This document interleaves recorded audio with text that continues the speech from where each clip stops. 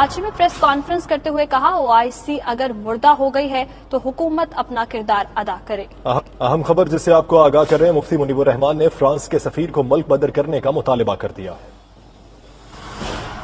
हम अपील करते हैं कि आने वाले जुम्मतुल मुबारक को नामूस रिसालत के उन्वान पर खिताबात किए जाएं, इसे यौम एहतिजाज के तौर पर मनाया जाए और मुल्क भर में मिलादुन नबी सल्लल्लाहु अलैहि वसल्लम के जुलूसों और इज्तिमाआत को तहफ़्फ़ुज़ नामूस रिसालत के उन्वान से